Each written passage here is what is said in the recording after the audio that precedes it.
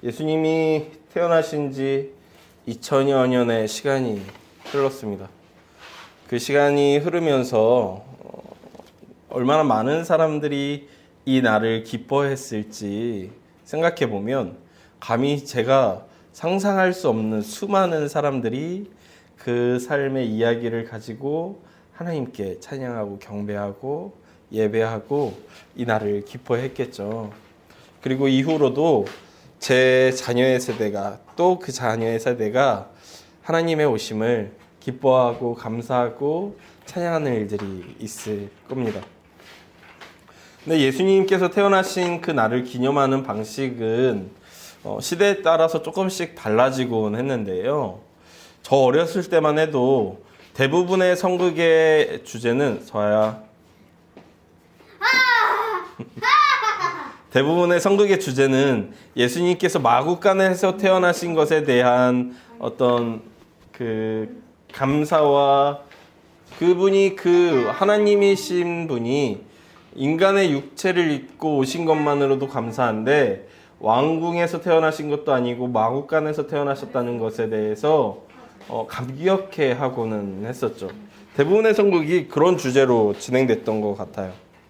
그런데 이런 이해에 대해서 케네스 베일이란 분이 동의하지 않으면서 그분의 책 중동의 눈으로 본 예수라는 책에서 몇 가지 근거를 가지고 예수님은 그렇게 비천한 곳에서 태어난 것은 아니다라고 주장했죠.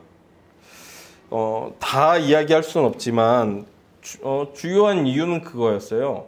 여기 2장에 나오는 그 부모가 여관을 찾지 못해 예수님을 구유에 눕혔다고 했을 때 사용된 이 여관이란 단어가 누가복음 22장에서 예수님께서 제자들과 함께 마지막 만찬을 위해서 기거할 곳을 찾을 때 사용된 객실이란 단어와 동일한 단어라는 거죠. 그리고 22장에서 보면 22장 12절에 보니까 이 객실에 대해서 뭐라고 이야기하냐면 그리하면 그가 자리를 마련한 큰 다락방을 보이리니 거기서 준비하라 라고 말씀하신다는 거예요. 그러니까 객실이란 단어가 다락방이라는 의미를 가지고 있다는 거죠. 그러면서 케네스 베일리는요, 자신이 유대 팔레스타인 지역에서 살았던 경험에 근거해서 유대 사람들이 사는 사람의 집의 구조를 이야기해요. 유대 사람들은 크게 단층 건물 혹은 2층 건물에서 살아가는데 이 2층 건물에서 살 때 이 2층이 다락방이라는 거예요. 그리고 이건 그냥 손님방으로 주로 사용되어졌다는 거죠. 그러면 케네스 베일리가 볼 때 여관은 그냥 다락방인 거예요. 그냥 돈을 받고 숙식을 전문적으로 제공하는 공간이 아니라 그냥 평범한 사람들의 집 중에 2층을 주로 객실 혹은 우리나라 편으로 하자면 사랑방이라고 표현된다는 거죠. 그러니 이것을 굳이 누가복음 2장에서만 여관이라고 해석할 필요가 뭐가 있느냐라는 거죠. 그럼 예수님이 왜 구유에 누이셨는가에 대해서 이렇게 이야기해요. 팔레스타인 지역 사람들은 2층을 사랑방으로 놓고 1층은 가족들이 묵었다는 거죠. 그런데 이 가족들이 묵을 때 문제가 하나 생기는데 가축들을 어디에 둘 거냐라는 거예요. 우리나라 집 구조상 가축은 사람이 사는 곳 외에 외양간이라는 곳을 만들고 그곳에 두지만 팔레스타인 사람들은 그러지 않았다는 거예요. 집 1층에 한 켠에 가축들이 머물 수 있는 공간을 만들고 단을 높여서 사람들이 거주하는 방을 따로 두었다는 거죠. 이렇게 하면 두 가지 장점이 있는데 하나는 도둑맞지 않을 수 있는 안전한 가축들이 도둑맞지 않거나 늑대나 아니면 무서운 동물들에게 물려가지 않을 수 있도록 보호할 수 있는 장점이 하나 있고요. 추운 날씨에 이 밤에 동물들과 함께 체온을 공유함으로 밤을 따뜻하게 보낼 수 있는 두 가지 장점이 있다는 거죠. 그러면 구유는 어디에 두는가 했을 때 단에 차를 둔다고 했잖아요. 이 단 끝에 홈을 파고 그곳에 가축들이 먹을 수 있는 음식을 두어서 그곳을 구유로 사용했다는 거예요. 그러면 예수님께서 구유에 눕히셨다는 의미는 뭐가 되는 거냐면 그냥 일상적인 평범한 가정에서 아이를 출산하기 임박한 여인을 그저 밖에 둘 수 없으니까 손님방은 가득 찼고, 그리고 손님 가득한 곳에 이 여인을 두어서 사람들 많은 곳에서 아이를 출산하게 두기는 어려우니까 자신들 가족들이 자고 있는 방으로 안내해 왔다는, 들여왔다는. 그래서 그곳에서 출산을 하고 이 아이를 안전하게 두기 위해 그 구유를 깨끗이 씻고 그 구유에 눕혔다는 거죠. 그냥 평범한 가정에 평범하게 태어나셔서 축복받으며 태어나셨다는 것이 케네스 베일리의 해석인 거죠. 그러고 나면 예수님의 출생이 굳이 그렇게 비천하거나 너무 어둡지 않아도 되고, 그저 평범한 사람들의 탄생과 비슷하게 태어나셨다라는 해석도 나름 의미와 묵상할 거리들이 꽤나 있다는 것을 보게 돼요. 제가 이 얘기를 왜 하냐면 예수님께서 비천하게 태어나셨다는 이 해석이요, 굉장히 긴 시간 예수님을 믿는 사람들의 뇌리와 사상을 자극해 왔거든요. 근데 그게 어디에서 근거했는지를 찾아보면 그 근거를 찾기가 쉽지가 않아요. 성경에 나오는 것도 아니고 갑자기 어느 날 생뚱맞게 누군가의 소설 가운데 나오는 이야기가 와전되고 와전되면서 이렇게 이어져 오는 이야기일 뿐이지 근거가 마땅히 없어요. 오히려 이 케네스 베일리가 이렇게 해석하는 것은 자신이 이 팔레스타인 지역에서 오랫동안 살았던 경험과 그 땅에 살아가는 사람들의 삶과 문화가 2000년 전과 크게 다르지 않은 것들을 지켜보면서 예수님의 탄생이 이런 것이구나라는 걸 찾아왔던 과정이 있었던 거죠. 제가 20여 년 동안 신학을 하고 책을 읽고 공부를 하다 보니 깨닫게 되는 것들이 있는데, 예수님은 2000년 전에 태어나셔야 됐겠구나라는 거예요. 오늘 저는 바로 그걸 여러분과 나눠볼까 하는 겁니다. 제가 예수님에 대해서 적절하다고, 예수님의 탄생의 때가 굉장히 적절하다고 느꼈던 첫 번째 이유는요, 십자가 때문이었어요. 예수님은 십자가에서 죽으셔야 했죠. 십자가여야 했어요. 제가 몇 주 전에도 이 십자가가 갖는 의미에 대해서 나누었잖아요.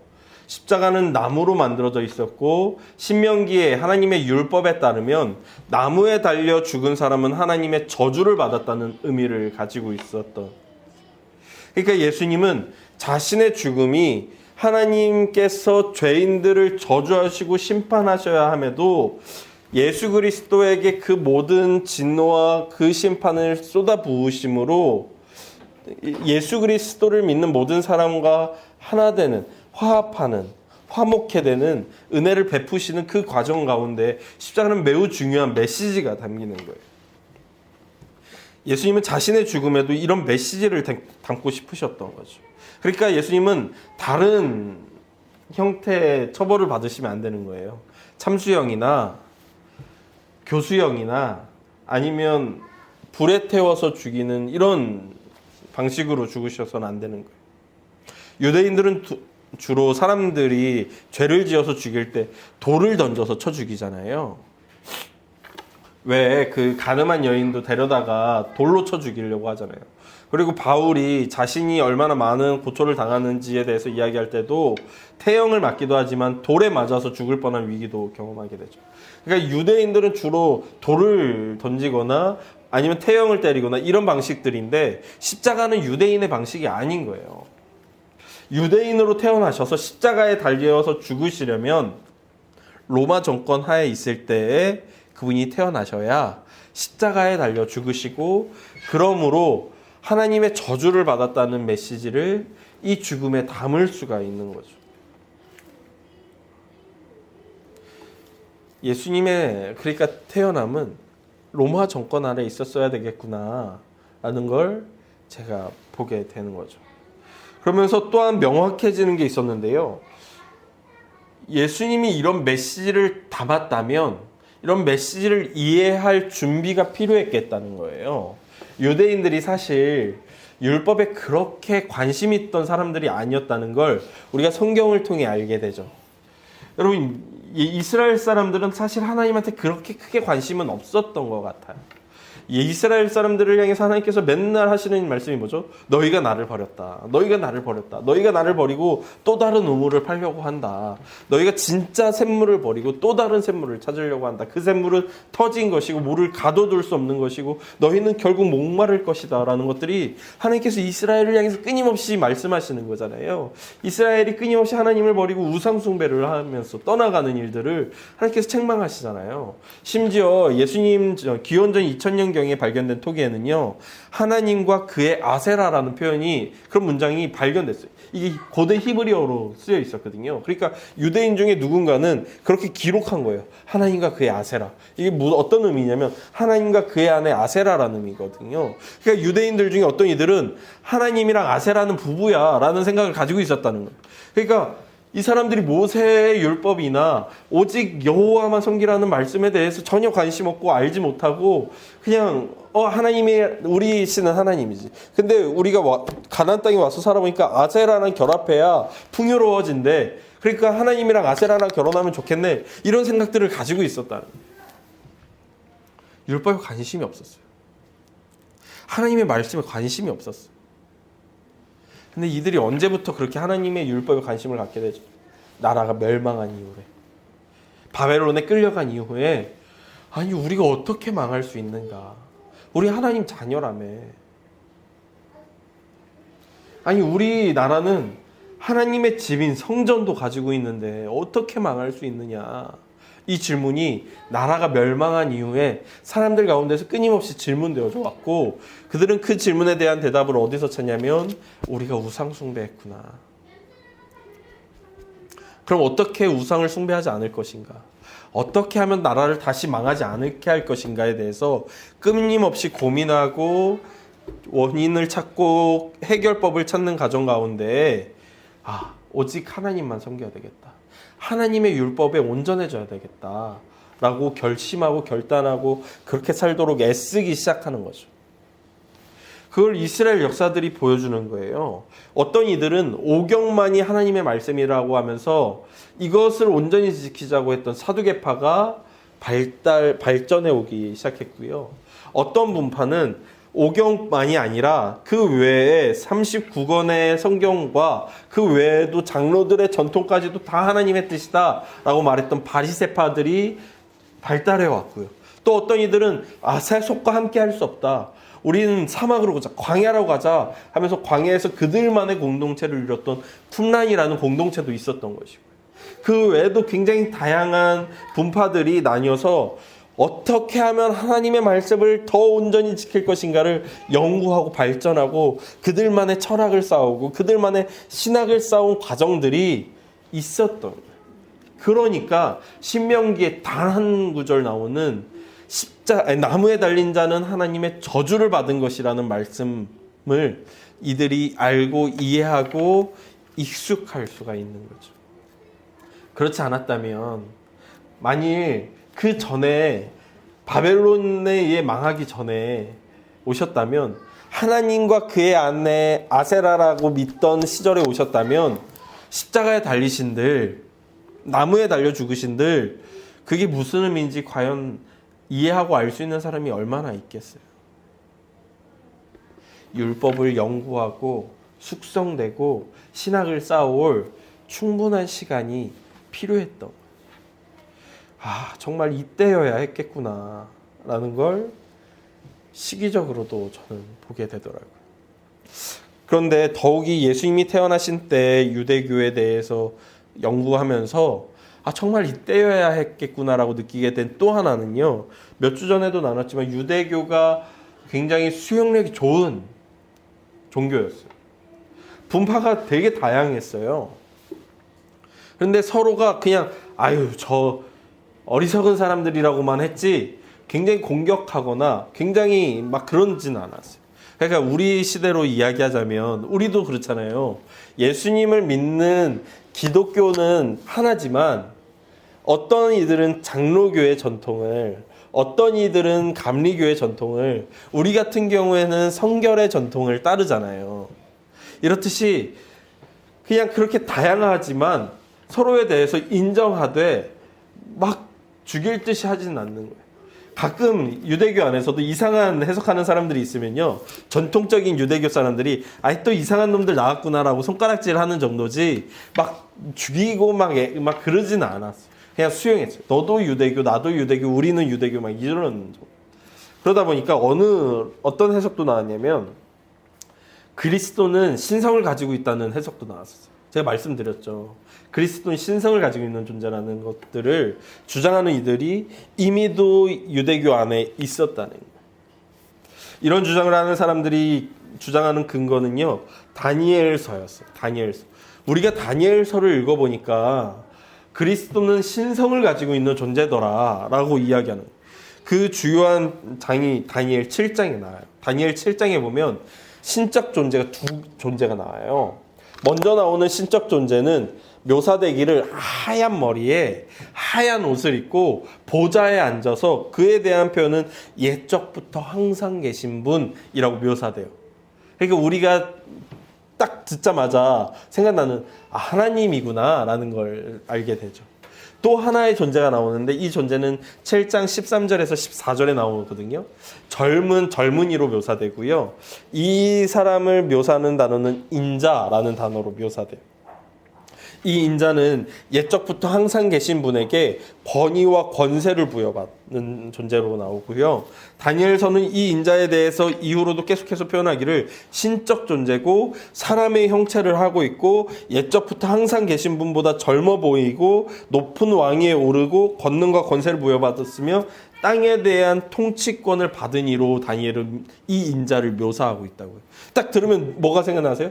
예수님이 생각나잖아요. 그러니까 유대교회 안에서도 예수님은 아니더라도 앞으로 그리스도가 올 건데 그 그리스도는 어떤 존재냐면 옛적부터 항상 계신 분에게 권위와 권능을 위임받은 신이야 라고 말하는 이들이 유대교 안에도 이미 있었어요. 다니엘서뿐만이 아니라요, 제2성전기 문헌이라는 우리 기독교에서는 읽지 않지만 유대교에서는 굉장히 전통이 있는 책이거든요. 이 문헌에는 이 신에 대한 묘사들이 굉장히 다양하게 많이 나와요. 젊은 야후엘 이런 표현들이 그 책들에 막 나오거든요. 그러니까 그런 믿음들이 유대교 안에 한 분파로서 굉장히 자리 잡고 있었다는 걸 알 수가 있는 거죠.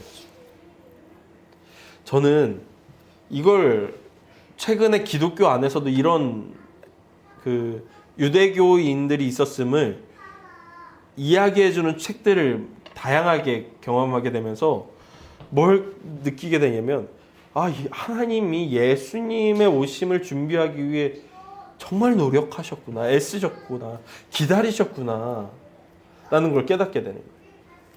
로마가 이스라엘을 다스리면서 반역자들을 십자가에 죽이는 이 형벌이 유대인들 안에서 그 메시지가 받아들여질 때까지도 기다리셔야 했고, 유대인들이 그들만의 신학과 철학을 쌓으면서 하나님의 말씀이 도대체 무엇을 말씀하시는 거란가, 그것들을 쌓을 때까지도 기다리셔야 했고, 그뿐만이 아니라 그 신학 중에 그리스도는 신이라는 그 분파가 세워지기까지도 기다리셔야 됐겠구나.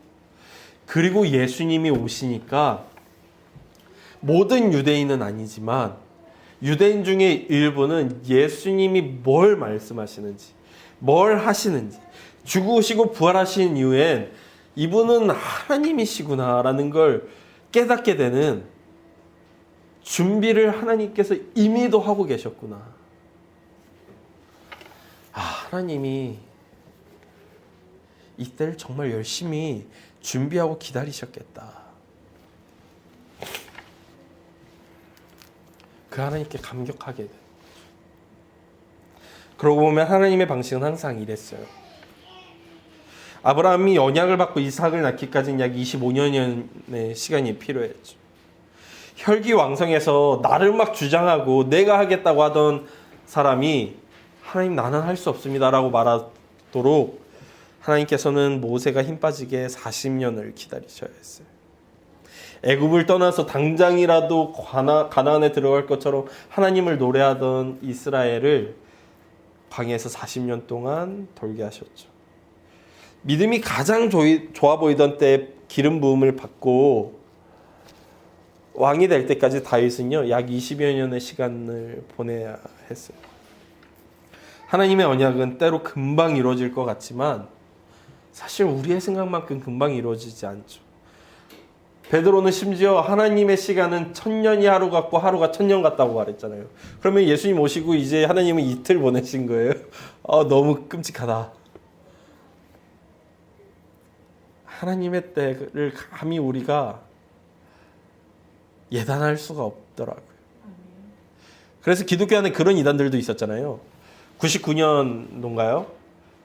재림한다고 막 요즘 드라마 소재로도 많이 나오더라고요. 그 이단들에 빠져가지고 목숨을 내놓고 죽어가는 사람들에 대한 소재가 드라마나 영화에서도 많이 나오더라고요. 실제로 우리나라에도 수많은 사람들이 그런 이단에 속아서 죽었죠. 왜? 하나님의 때가 언제인지 모르겠는데 이 사람은 알려준다고 하니까 그냥 거기에 현혹돼 버리는 거예요. 신학을 시작한 지 좀 전에도 말씀드렸지만 20여 년의 시간이 흘렀어요. 20대 때는 그냥 내가 잘나서 난 잘할 줄 알았지만 사실 그렇지는 않더라고요. 믿음의 선배들이 제가 사역을 시작하고 한국상 담임 목사님들이 했던 얘기는 부흥을 경험해야 목회에 성공한다는 거였어요. 자신들이 젊었을 때 했던 부흥이 나를 여기까지 오게 했다. 너희도 부흥을 경험했으면 좋겠다라고 막 충고하셨었죠. 그런데 생각해보니까 그분들이 경험했던 부흥은 우리나라 기독교가 가장 잘 나가던 시절이었어요. 근데 우리가 우리 때 부흥을 경험하는 게 얼마나 어려운지 참 쉽지 않더라고요. 인구는 줄어가죠. 기독교 인구는 더욱 줄어가죠. 이미지는 더욱 안 좋아져 가고 있죠. 그리스도의 복음을 증거하는 것이 어쩌면 수치스러워진 이 시대에 부흥을 경험하는 게 결코 쉽지 않더라고요. 개척하고도 1년 8개월이 흐르며 개척하고 잘 안 될 것 같긴 했지만 이렇게까지 어려울 수 있나? 라는 생각이 들기도 했습니다. 또한 결혼하고 아이를 낳아보니 이제서야 부모님 마음이 어떤 건지 조금은 알겠더라고요. 제가 아이들을 위해서 기도할 때요, 빼놓지 않고 하는 기도가 있는데 뭐냐면, 하나님, 제가 40여 년 살아보니까 하나님 안 보이는 시간이 너무 많고 하나님이 도대체 나와 함께 하는지 모르겠는 때가 너무 길 때가 있는데, 그러면 우리 아이들 인생에도 그런 날이 있지 않겠습니까? 그때 우리 아이들이 하나님 내려놓지 않을 수 있도록 광야 같은 때에도, 다윗의 20년 같은 때에도, 모세의 40년 같은 때에도 하나님 붙들 수 있도록 도와주십시오라고 기도하는 거예요. 여러분의 인생은 지금 어떤 시기를 걷고 계십니까? 여정을 시작도 못한 시기입니까? 아니면 시작하셨지만 광야 가운데 있습니까? 아니면 이미 하나님의 때에 이르셨습니까? 만일 여러분이 하나님의 때를 목도하고 만나셨다면 저는 매우 부러울 것 같습니다. 전 아직 여정 가운데 있는 것 같거든요. 제가 예수님이 오신 때를 적기라고 생각했던 이유가 하나 더 있어요. 이스라엘 역사 중에 율법과 철학이 충분히 쌓인 때이기도 하고 그리스도가 신성을 가지고 있을 것이라는 분파도 생겼고 로마가 압제하고 있으므로 반역자는 십자가에 달아 죽음으로 예수님께서 그 메시지를 담을 수 있는 적기이기도 하지만요. 유대 땅에 유대인들이 이제 곧 그리스도가 올 것이라는 기대가 정말 고조되던 때였어요. 누구나 이제 그리스도 오지 않을까? 라고 생각하던 때였어요. 유대가 사실 그 바벨론, 아까도 얘기했던 바벨론 유수 이후로 자신의 고향으로 돌아올 수는 있었지만 자치권을 가진 적이 거의 없거든요. 바벨론이 다스리거나 그 이후에 페르시아가 다스리거나 혹은 셀류키드라는 왕조가 다스리거나 그 이후로는 로마가 다스렸어요. 다스리는 이방인의 나라가 다 바뀌었을 뿐이지 자치권을 획득한 적은 거의 없었어요. 근데 예수님 오시기 약 167년 전에요. 마카비라는 왕조가 처음으로 독립왕국을 세운 거예요. 약 100여 년의 시간을 자치권을 가진 채 이 땅을 다스리다가 망해버렸어요. 급작스럽게. 유대인들은 그 이후로도요, 때때로 내가 메시아다, 내가 그리스도다 라고 말하는 사람들이 나타났지만 허무하게 죽어버리는 것을 계속 경험했어요. 그러면서 곧 올 것 같은데? 곧 올 것 같은데? 라는 기대가 계속 나타나는 거죠. 그래서 사람들이 자식 이름을 계속 뭐라고 짓냐면 예수라고 짓는 거예요. 예수. 여호와께서 구원하셨다. 예수. 예수. 그래서 어떤 가문에서는요, 이런 문장이 기록됐어요. 남편의 이름도 예수고 시부의 이름도 예수고 아들의 이름도 예수인 거예요. 왜? 여호와의 구원이 그만큼 갈망하고 있었다. 여호와께서 구원하실 날이 곧 온다. 예수야, 예수야, 예수야. 예수님 당시에 예수라는 이름이 너무 흔한 이름이었어요. 이스라엘 사람들이 끊임없이 여호와의 그 구원을 갈망하고 있었거든요. 그때 예수님께서 오셨어요. 그리고는 사람들의 기대와 다른 방식이지만 그 구원이 사람들 가운데 나타나 태어나시고 사시고 가르치시고 이적을 행하시고 죽으시고 부활하심으로 그 구원을 나타내시죠. 바로 하나님의 때예요. 저는 이제 2022년이 끝나고 2023년을 맞이하는 이 오늘 하나님의 구원을 더욱더 갈망하고 고대합니다. 그 방식이 교회를 끊임없이 부흥시키는 방식은 아니더라도요. 그 방식이 우리의 건강이 갑자기 좋아지는 방식은 아니더라도 그 방식이 세상에서 교회에 대한 이미지가 갑자기 너무 좋아가지고 와, 교회 다니는데 너무 좋다 이런 방식은 아니더라도 하늘에서 구름 타고 오시면서 얘들아 나왔어 하는 방식은 아니더라도 내 생각, 내 선입견, 내 갈망, 내 소망과는 다른 방식이더라도 하나님의 구원이 2023년에는 임했으면 좋겠다라고 믿게 돼요. 그러면서 또한 저는 반드시 이랬으면 좋겠다는 소망이 생기는데요. 하나님이 2023년에 구원하실 때 모든 유대인들이 예수님을 보면서 자신의 생각과 같다고 환영하고 반기지는 않았지만 일부 유대인들은 이가 그리스도다 라고 믿고 확신하고 그분을 따랐고 그분의 죽음을 보았고 그분의 부활하심을 동참했어요. 그 동참하는 데에 저와 우리 교회와 우리 모든 성도님들이 함께 했으면 좋겠다라는 믿음입니다.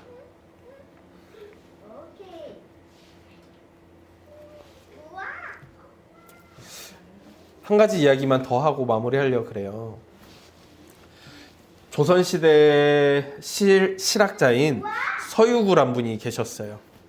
이 분이 한 계절 여름을 보내는데 너무 가문 거예요. 너무 가문 거예요.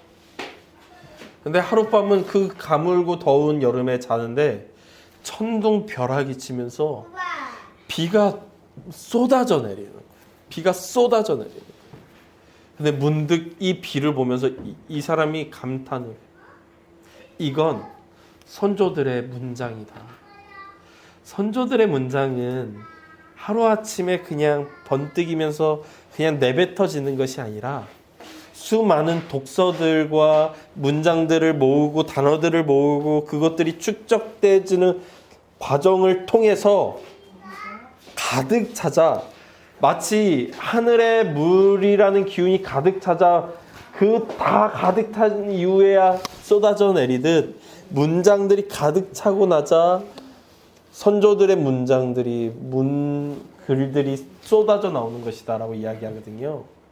저는 이것이 우리 믿음 가운데도 성취되는 일이라고 믿습니다. 하나님의 때라는 것은 우리 눈에 보이지 않지만 하나님은 끊임없이 그분의 뜻을 축적해 오세요. 십자가가 처형도구가 되는 때까지, 유대인들이 하나님의 말씀에 집중하는 때까지, 유대인들이 그러면서도 그리스도는 신성을 가진 존재라는 것을 깨달을 때까지, 유대인들이 너나 할 거 없이 하나님이 구원하시는 날이 곧 올 거라는 것을 고대하는 날까지 하나님은 그걸 하나하나 쌓으면서 기다리시고 그것들이 하나로 모이자 하나님의 때가 터져 나온 거죠. 저는 2023년에 우리의 삶도 그렇게 되길 소망해요. 그냥 우리가 기대도 안 하고 소망도 안 했지만 터져 나오는 것이 아니라 우리가 고대하고 기대하는 가운데 도대체 하나님의 말씀은 2023년 동안 뭘 말씀하실까 기대하는 가운데, 그리고 그걸 찾고 배우고 경험하고 깨닫는 그 과정 가운데 그것들이 쌓이자 하나님이 그래 이젠 됐다, 내가 너와 함께 하겠다 하면서 그분의 뜻을 막 터뜨려 주시는 그 날이 2023년이 되기를 간절히 소망해요. 우리 2023년 예수 그리스도의 오심처럼 그 하나님을 경험하는 한 해를 보냅시다. 아멘. 여러분, 예수님께서 오셨습니다. 아멘. 기도하겠습니다. 하나님, 예수님이 오셔야 했습니다. 바로 그날요. 그것을 위해 하나님이 얼마나 긴 시간 준비해 오셨는지를 보면서 하나님의 일하심은 이러는 거구나 감격하고 깨닫고 감사했습니다. 그럼 주님, 우리도 그렇게 준비되어지겠습니다. 하나님의 말씀에 조금 더 집중하고 그 말씀에 온전히 나의 삶을 올려놓으며 하나님의 때를 갈망하겠습니다. 그러니 주님, 우리의 2023년 하나님께서 사용하사 주의 구원을 나타내시는 해가 되게 하여 주십시오.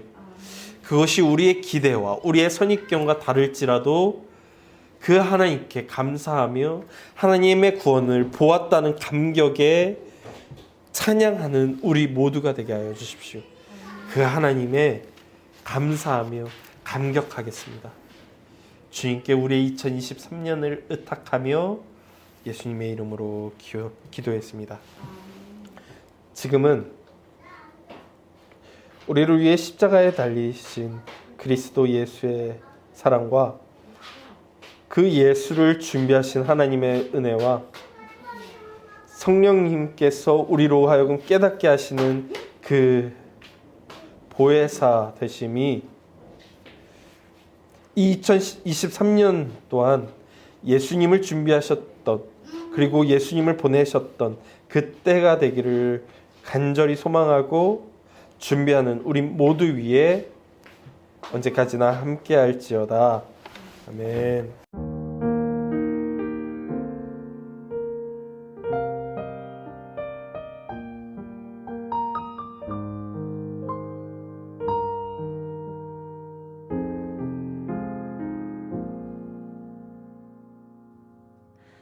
이 눈에는 보이지 않아도 귀에는 들리지 않아도 손에는 잡히지 않아도 변하지 않는 것, 하나님의 약속은 천지가 변하여도 영원히 변하지 않으리. 이 눈에는 보이지 않아도 귀에는 들리지 않아도 손에는 잡히지 않아도 변하지 않는 것, 하나님의 약속은 천지가 변하여도 영원히 변하지 않으리.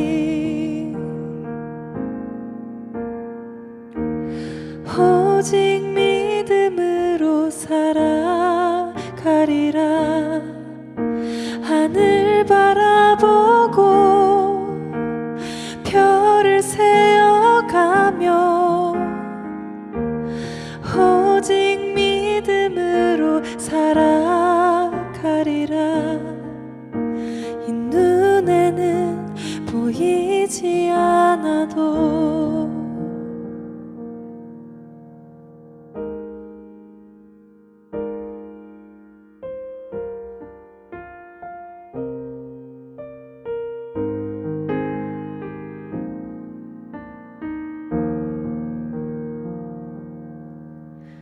이 눈에는 보이지 않아도 귀에는 들리지 않아도 손에는 잡히지 않아도 변하지 않는 것 하나님의 약속은 천지가 변하여도 영원히 변하지 않으리. 이 눈에는 보이지 않아도 귀에는 들리지 않아도 손에는 잡히지 않아도 변하지 않는 것 하나님의 약속은 천지가 변하여도 영원히 변하지 않으리.